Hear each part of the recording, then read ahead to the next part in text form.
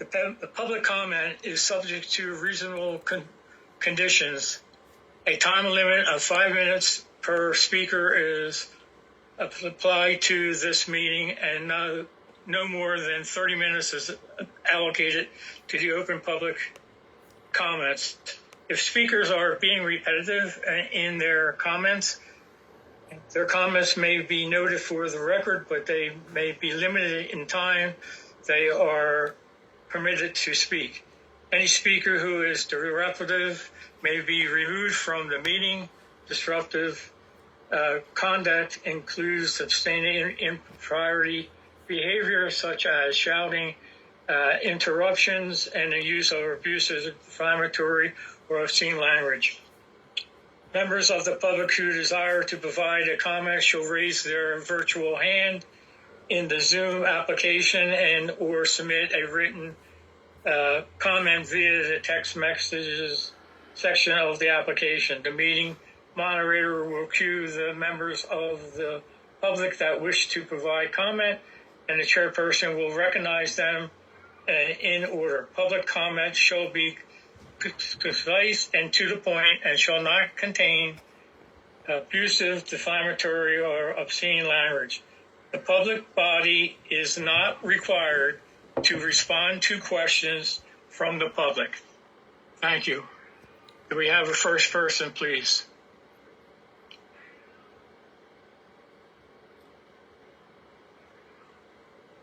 Jordan, I see Joseph Bouvier. You want to start with him? Okay. Good afternoon. Can you hear me okay? Yes, we can hear you. Okay, thank you. I appreciate the opportunity to speak, so I thank you for listening to the comments of the audience. And with regard to the budget, I note that this is an extremely large amount of money that the commissioners are the stewards of for the taxpayers. The overall budget is approximately $156 million for the year. And I spoke at the last meeting. I was concerned about the comptroller's report pertaining to the proposed contracts and the use of Connor Strong and Buckelew for the insurance services. There were a number of findings from the comptroller that talked about violations of public contracting laws, improper efforts to steer contracts to preferred vendors, undisclosed conflicts of interest, use of a fake entity to attract business, and a cooperative process that was designed so that only the incumbent vendors could get the contracts, which effectively eliminated competition, which is something that is known to lower costs. So as a result, the comptroller found that power over taxpayer-funded health benefits was concentrated in the hands of one company, Connor Strong and Buckelew, with minimal oversight and limited awareness among the local officials responsible for safeguarding the taxpayers' funds. That is, officials including all of you. There's also been other recent reporting that I saw that the town of Toms River did not join the HIF through Connor Strong and Buckelew last year. It contracted directly with Aetna. And the Toms River mayor, Daniel Roderick, says that the town has saved $6 million last year as a result of terminating Connor Strong and Buckelew. And they're now looking to save a lot more money by replacing Connor Strong and Buckelew for the JIF, the Joint Insurance Fund. So I'm wondering if any of the commissioners have reached out to the Toms River mayor to discuss potential alternatives to Connor Strong and Buckelew and the cost savings that could be affected by this body. And does the board intend to fully abide by the recommendations of the comptroller? I note that Camden County has the second highest property tax rate in the entire country. And affordability is the number one issue in the governor's race right now for a large percentage of families in the state. It appears to me that the infamous New Jersey corruption tax is a big reason why Camden County's residents get soaked when it comes to outrageously high taxes. The rest of the state looks at Camden County as having the worst corruption of all of New Jersey's counties. Let's not forget the very public indictment of George Norcross last year for racketeering and improper influence over government officials. So this commission should be taking that into account when it's evaluating its contracts with vendors. The board has an obligation to be an honest steward for the taxpayers' money. Essentially, it is in the position of a fiduciary. All of us who live in Camden County are relying on you to choose wisely in selecting firms to provide insurance services.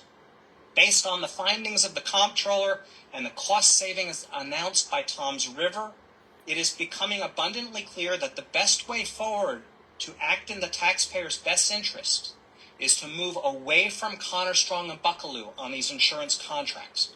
If the board is unwilling to do that, the obvious conclusion that all of the members of the public are going to take is that you're just simply part of the corrupt enterprise. It's time to do the right thing. Residents are watching, voters are watching, and the Attorney General's office is no doubt watching closely too. Thank you very much. Next, please. Next, we have Kate Delaney. Hi, can you hear me? Yes. Okay, thank you for the opportunity to speak. Kate Delaney, 126 East Palmer Avenue in Collingswood. I'm not sure that I can say anything better than my friend and fellow organizer Joe Bouvier just said. I'm also deeply concerned that you're moving ahead with this extraordinarily expensive budget, and there has been no answer that I've seen from this organization about how you're addressing the concerns of the State Comptroller's office. I've also looked through the bills list for past months, and I noticed that the brokerage fee for Connor Strong and Buckelew seems to be extraordinarily high. And also, having read that report about Tom's River and the savings that they generated by cutting CSB out of the loop, it seems like something you should all be exploring as well. But basically, right, I mean, if my municipal government was being investigated by the State Comptroller and then they just went ahead and approved the budget, I would assume that the message they were sending to taxpayers was, we are not concerned about being transparent or proving to taxpayers that we are being good stewards of public dollars. So again, I think that, as Joe said, you should not be approving this budget. We want to make sure as taxpayers that we are getting the best bargain in this current political moment. A lot of people are, worried about their own economic future. And yeah, we live in this state that is known for a corruption tax. And, this is a public hearing, but it was a lot of work to even get a link to attend this public hearing. Very much seems like a checking the box. In just 10 minutes, you have read twice about rules for engagement. I find it hard to believe that people come to this HIF meeting very often. So it sends a message of, we don't want the public attending. And again, we're moving ahead, approving an enormous budget that is public dollars, even though the State Comptroller has put out this report and the public has come and said, we have concerns. Where is the answer that you're giving the public before you are approving that budget? Because it registers as very concerning and, again, very tone deaf, as it's our money that you are approving.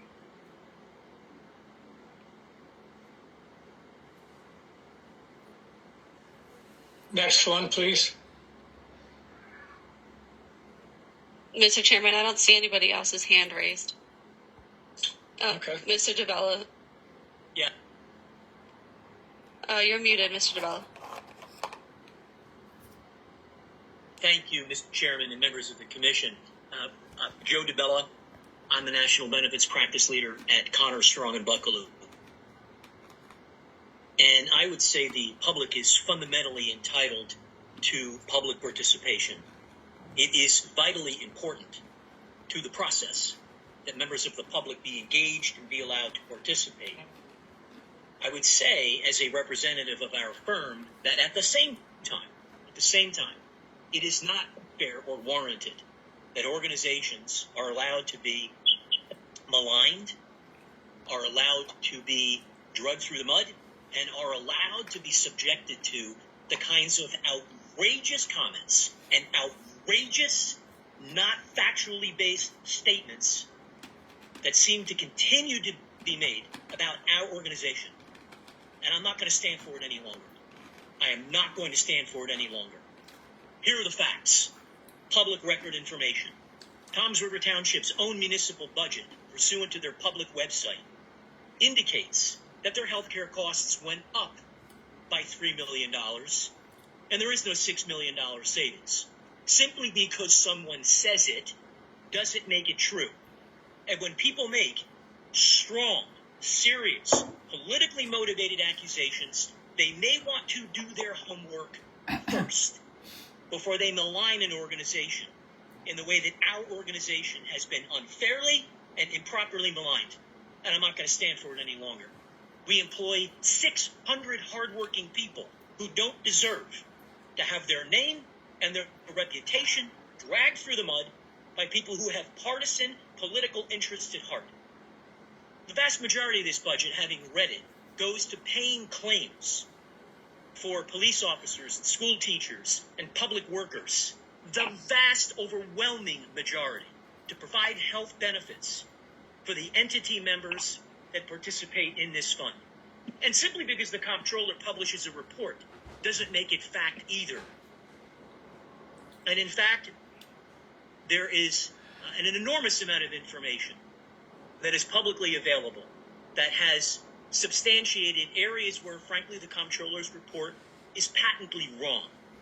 And some representation of a quote-unquote corruption tax, and that being engaged in Connor Strong, is malicious, it is inappropriate, and frankly, it's bordering the kind of continued, factually incorrect attacks on our organization that we may need to respond to in a more formal way, because it is wrong. Our organization works for the commissioners of this fund, who are in fact fiduciaries.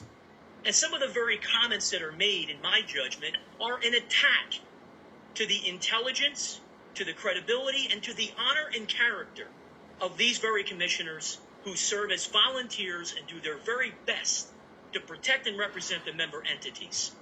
And to suggest that they're not acting as appropriate fiduciaries is wrong. We do not, Connor Strong and Buckelew, quote, run the fund. We work for the commissioners who operate the fund much in the same way that an attorney or an auditor or an accountant is involved. And these continued attacks and representation that something nefarious is going on are patently false. And I will come to every meeting and stand up and protect my company and my fellow colleagues and my employees and the people who work very hard to do an honest job every day to represent this fund. In fact, the same carriers that work for this health insurance fund are the carriers who do the same exact work for the state health benefit plan. And I wonder why those so focused on this fund have not paid attention to the state health benefits plan that is technically insolvent, has lost $862 million over the last 7 years, and has run out of cash. Where is that same zeal and effort to investigate and to go to meetings when it comes to the state health benefit plan? Or is it because there's some other political motivation to go after our organization in a way that is unfair? We work in the public realm, and we are entitled to be criticized and held to account to do a good job.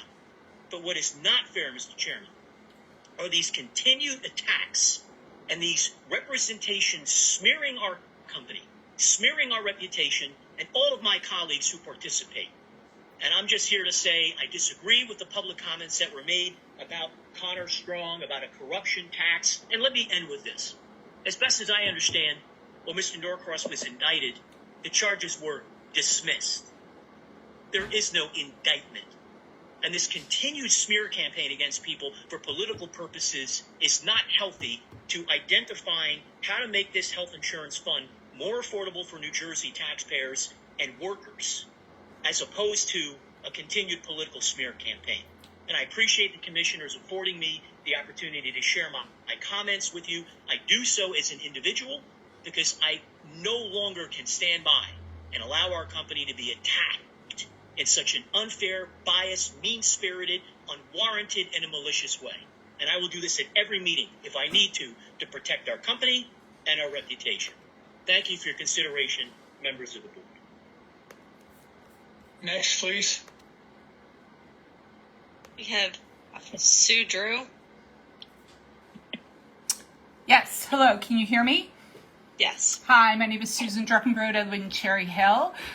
Specifically to Mr. DeBella, who felt he needed to wag his finger at the members of the public who are here This is a huge budget that you are passing. This is our tax dollars. We are allowed to come here and ask questions of you. This is a board, and we had difficulty finding the Zoom link because you could do your business without us here, which you've done for years, and you would really prefer that. And also, when we looked at the agenda, the people who are voting here today are paid. They receive a stipend. Where does that happen on any other board? I would like to know that. Why are they being paid? When we've gone in public, there's a full, 5-course buffet dinner paid at our expense as well. So for the members of the public who are here, we are allowed to be here. You have to listen to us. You have to you don't have to answer questions because you have it set up that you don't have to answer the questions. You already said that in the beginning. You don't have to answer one darn question. And isn't that convenient for you? So while we struggle, while I see members of my community talking about how they're going to provide food for their neighbors because the federal government is now cutting back on primarily single women who are raising their children, who are trying to get food for their children. And you guys are here getting your stipend and, normally you get your buffet dinner. So we are here to ask questions, and too bad you don't like it. Next. We have Casey Palmer. Hi, my name is Casey Palmer. I live at 1213 Kaiser Avenue in Pine Hill, and I'm just speaking to reply to the man from Connor Strong. The gall of him to say that paid advocacy, what are you talking about? I live in Pine Hill. In case anyone forgot, it's a very low income town, but yet my taxes are almost at $10,000, and I'm supposed to sit here and just be okay with all of this money flying around the county when nothing gets done in my town. I have to go and harass different commissioners and council people, but gotta pay more in taxes for the teacher fund. Speaking of the teacher fund, they're struggling too. So I'm just trying to understand why it's so upsetting for taxpayers to come and speak and listen. That's so beyond insulting. It's borderline disgusting. I cannot believe that a person like this is coming on here to be upset that their company is under fire. Just because the charges were dismissed doesn't mean that doesn't mean anything. Charges can come right back around. So to sit here and to play in everyone's face is disgusting, abhorrent, and just all around insulting. All around insulting. Because of this fund, my taxes keep going up. This is the point. And I get nothing for my taxes. My God. That's all I have to say. Thank you. Next. Mr. Chair, I don't see anybody's hands raised. Okay. Close this portion to the public.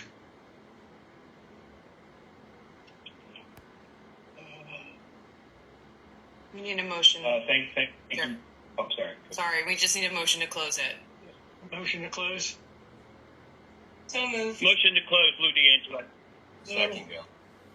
Second. All in favor? Aye. Aye. Opposed? Aye.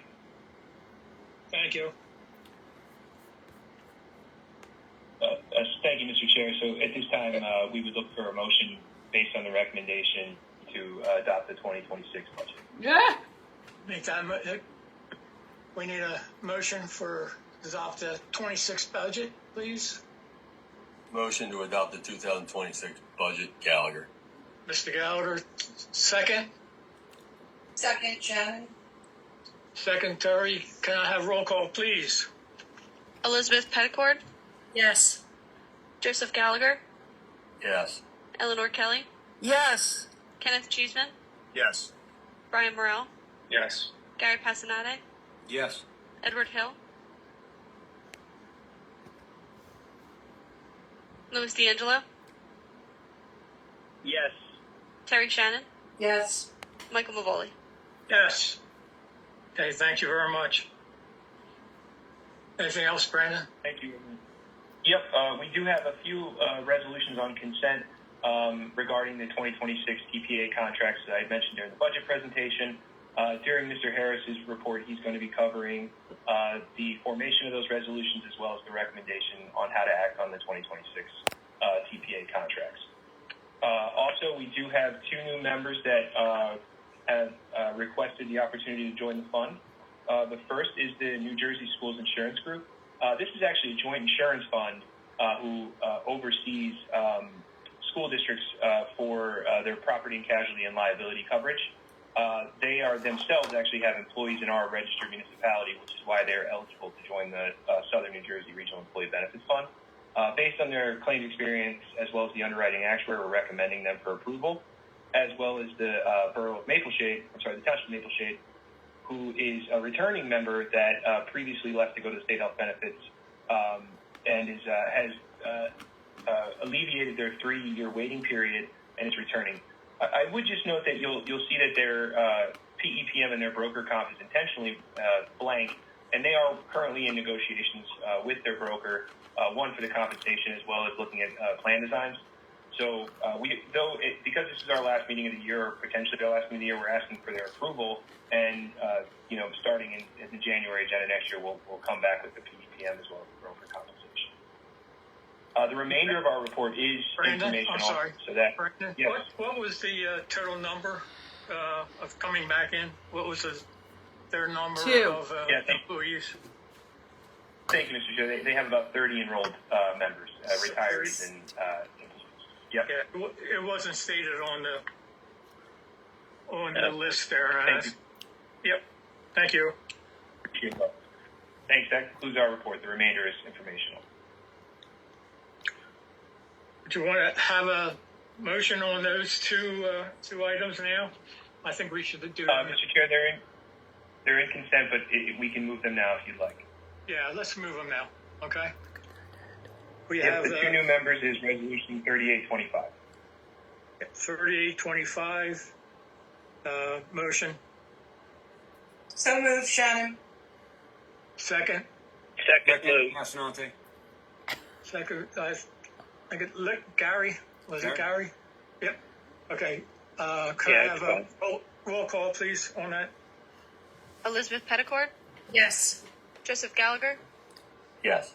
Eleanor Kelly, Yes. Kenneth Cheeseman, Yes. Brian Morrell, Yes. Gary Passanante, Yes. Louis D'Angelo, Yes. Terry Shannon, Yes. Michael Mavoli. Yes. Thank you. Okay. Anything else, Brandon?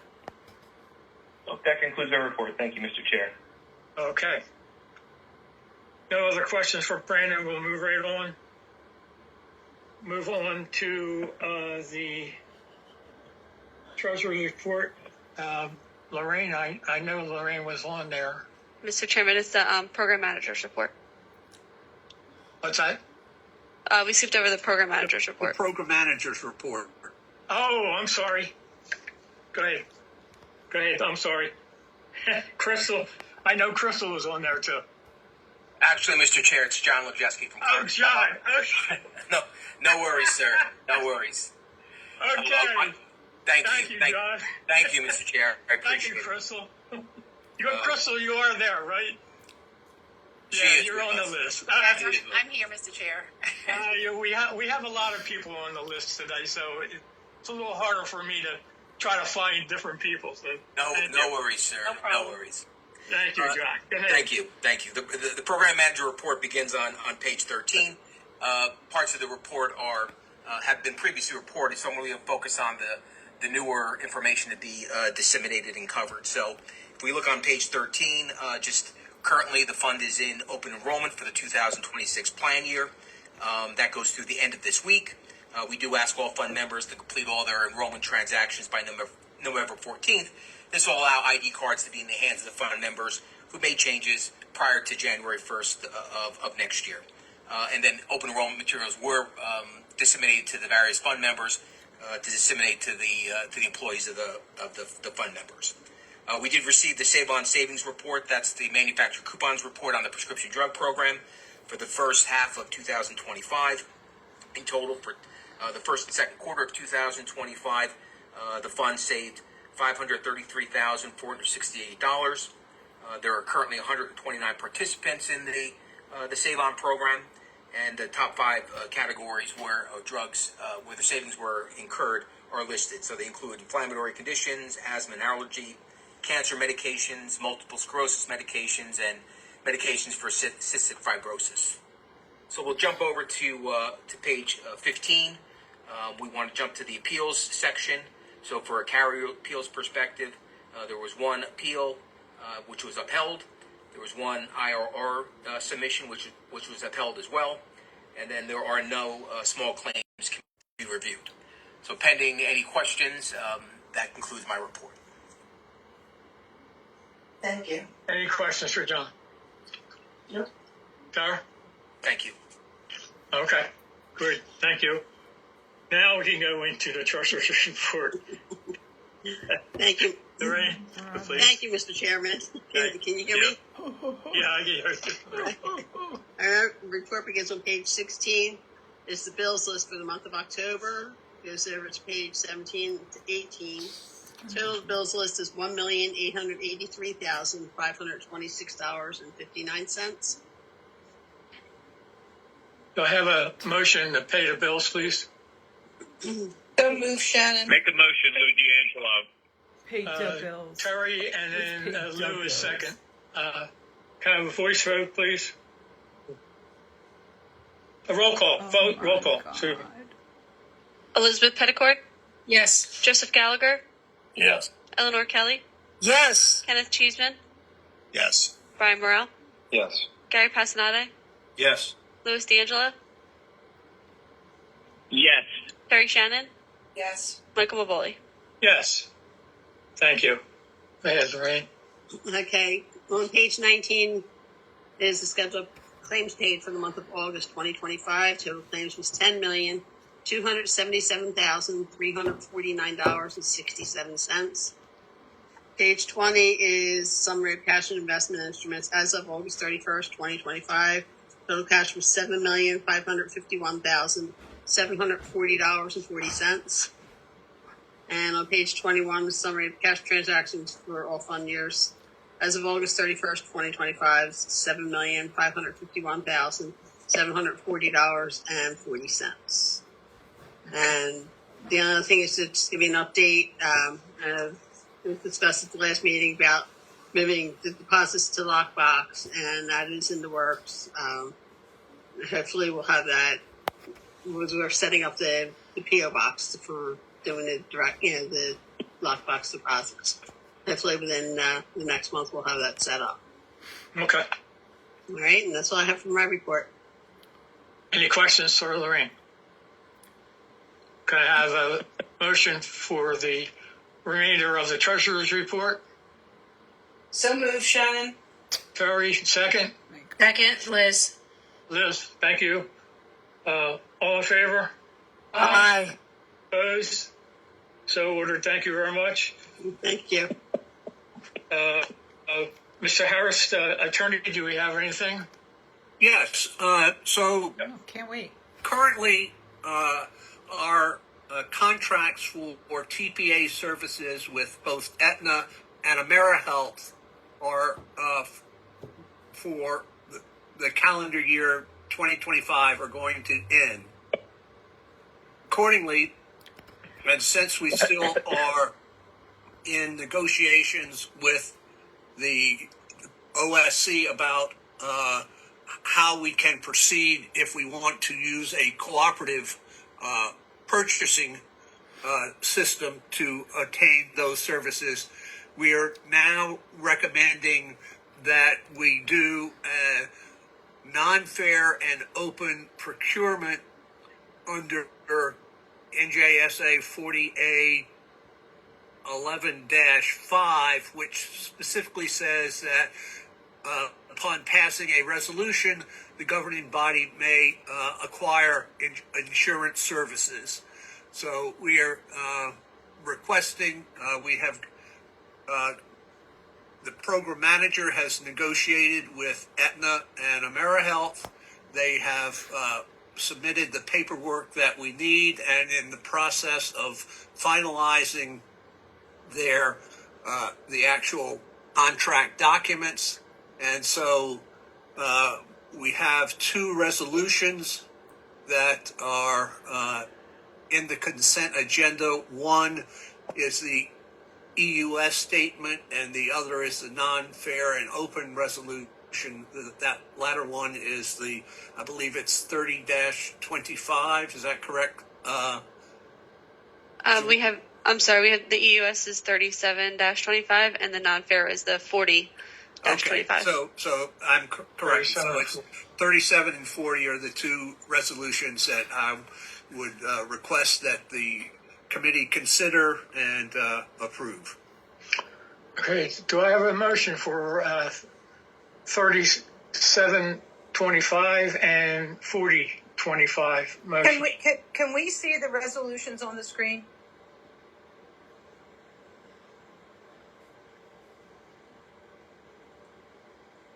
This is 3725. Let me know when you're ready to flip to the next. Okay, so these are just for Aetna and AmeriHealth. Correct. Okay. Yeah. Okay.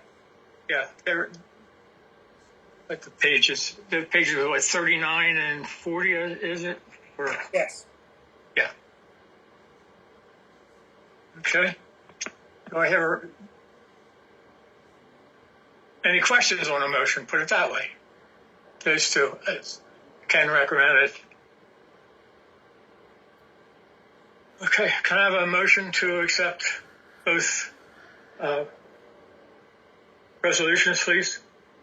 I'll make that motion. Kelly? Oh my God. Eleanor and Yes. Yes. can I have a roll call, please? Elizabeth Petticord, Yes. Joseph Gallagher, Yes. Eleanor Kelly, Yes. Kenneth Cheeseman, Yes. Brian Morrell, Yes. Gary Passanante, Yes. Louis D'Angelo, Yes. Terry Shannon, Yes. Michael Mavoli. Yes, thank you. Anything else, Ken? That's all for my report. Okay, thank you very much. Can we go to Aetna? I know Jason was on there. I saw Jason before.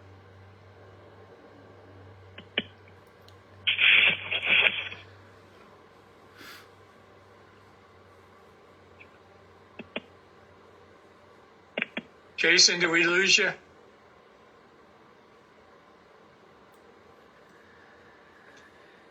Not seeing him, Mr. Chair. Yeah, I don't see him. Can you hear me now, Mr. Chairman? There he is. Oh, there is Jason. I apologize. A little That's technical all right. difficulty.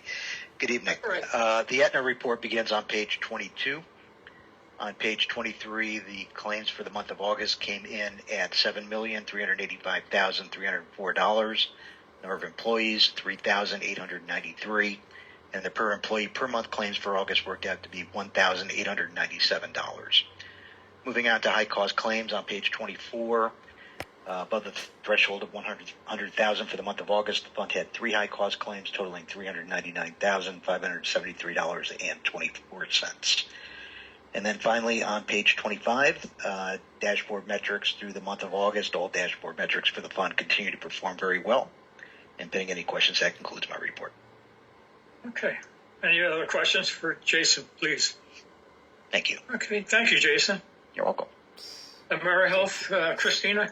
Thank you, Mr. Chairman. Good evening, everyone. The AmeriHealth report begins on PDF page 27. For the month of September, the fund was at $358,057.32 in paid claims.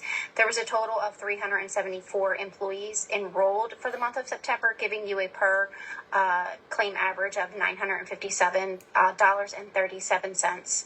There were no high cost claimants for the month of September, so that concludes my report pending any questions. Okay. Is there any other questions for Christina? Okay, let's move on to prescription. Express Scripts. Ms. Patel, or Chuck? Yep, thank you, Mr. Chair. Yep, there he is. My report there we go. begins on page 29.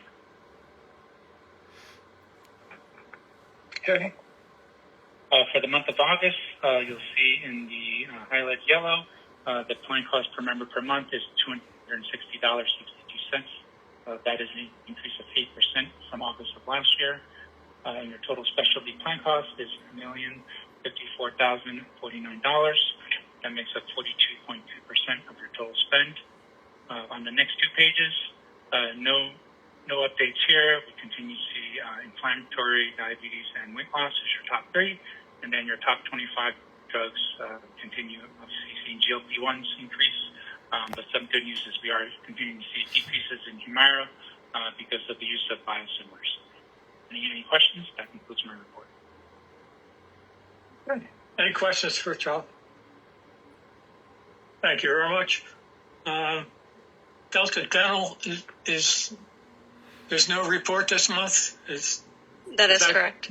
Is that correct? Okay. Yes. Let's move on to any old business. Any new business?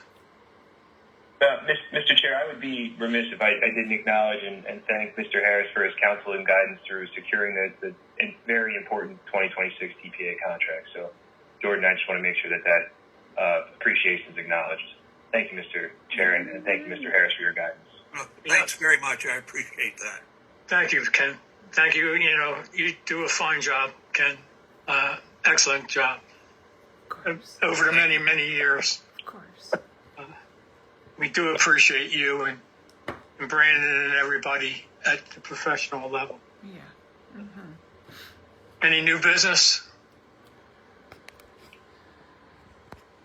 Okay, do we have people waiting for the public to speak? I open this portion to the public. I don't see anybody's hands raised, Mr. Chair. Nobody's there? Okay. Phew. We close this portion to the public. And our next meeting is November the 24th. It's a live meeting. It's the Collingswood Community Center. And that would be at 5:15. With buffet? Still going at 5:15 this year, okay? Thank you, everyone, and thanks for your patience and your... Motion to adjourn. Yep. You have a second? Second. Thank you, Lou.